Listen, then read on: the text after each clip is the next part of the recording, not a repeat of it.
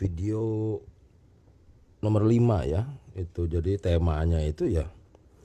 Ini sebetulnya saya potong aja dulu dah.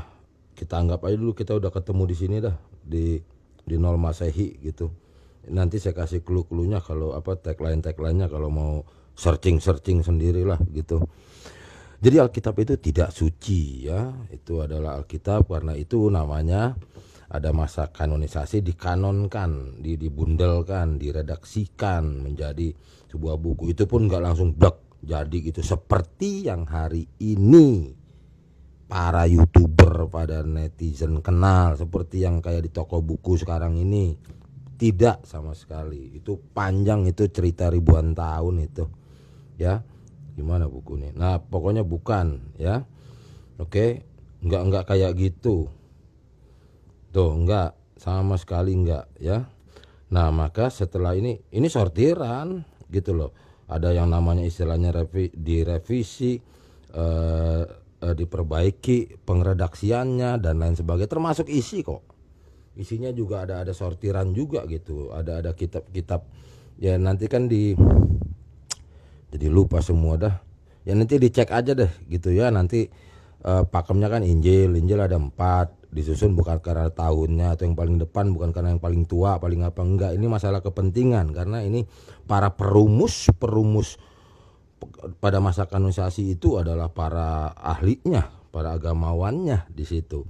Yang telah menerima tongkat estafet dari leluhurnya tanpa putus dengan sejarahnya.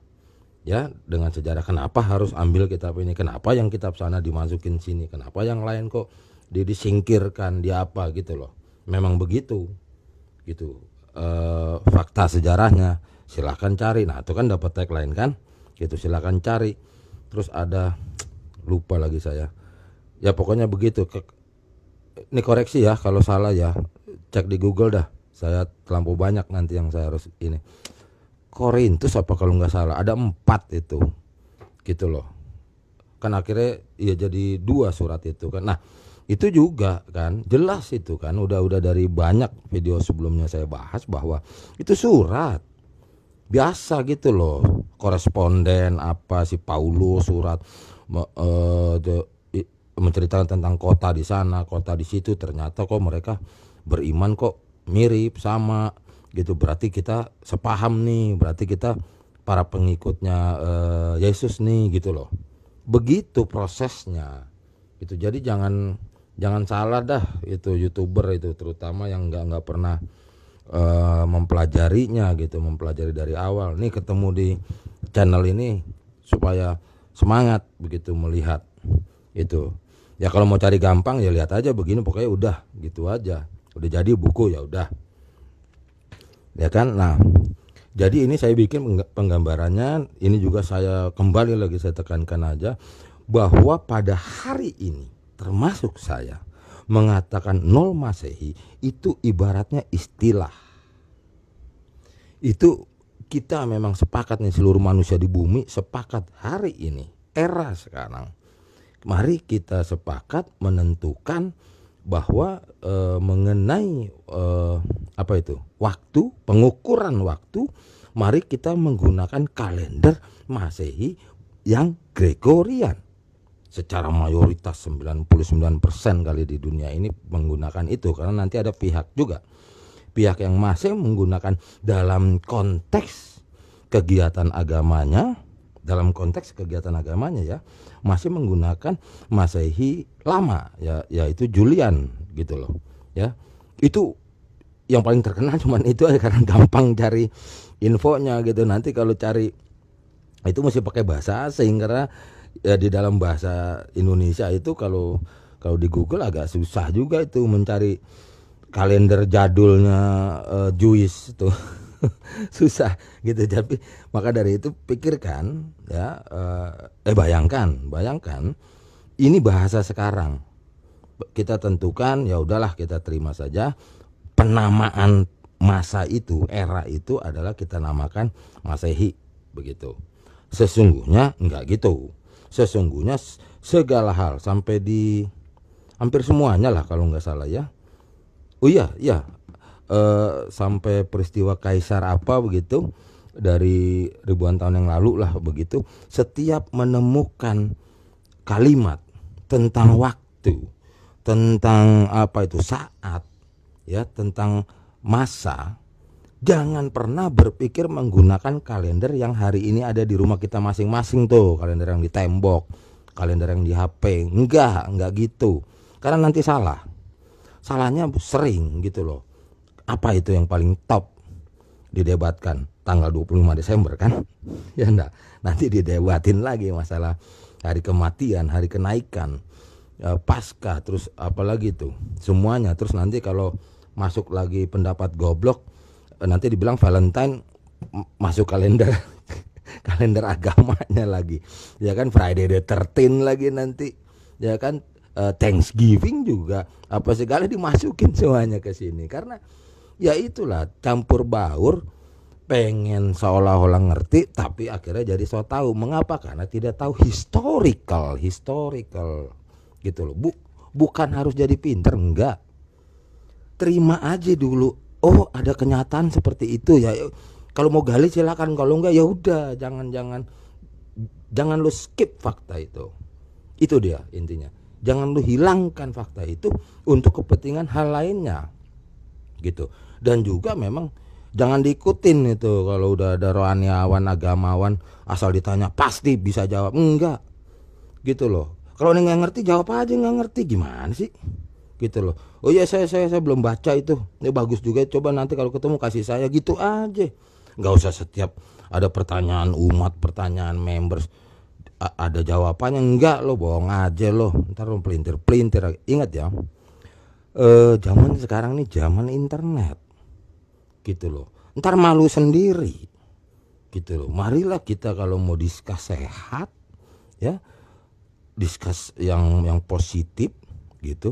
Kalau dulu jangan pakai gaya lama deh. Mindset kita begitu.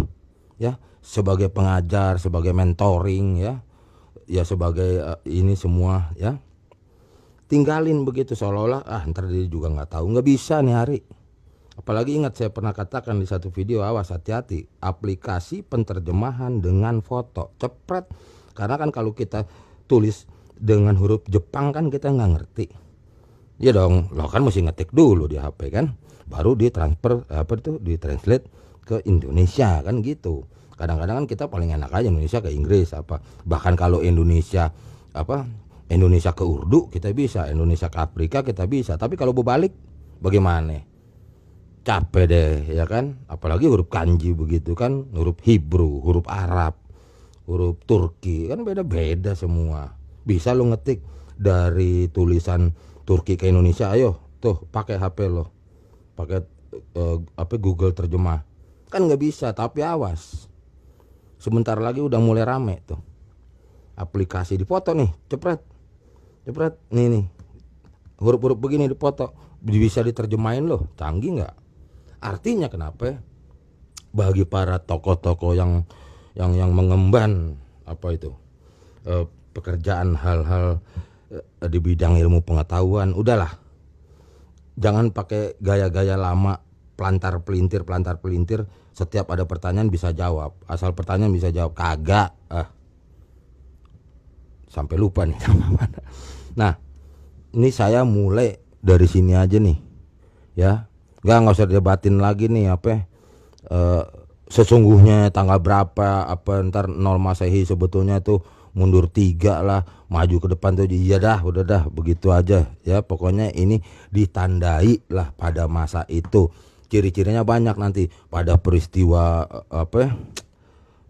kekuasaan siapa, begitu caranya melihat waktu, yang melihat timingnya itu begitu. Pada masa itu ada apa, pada masa itu ada dilanda penyakit apa. Itu kan catatan dari segala sudut, segala pihak tanpa kenal satu sama lain.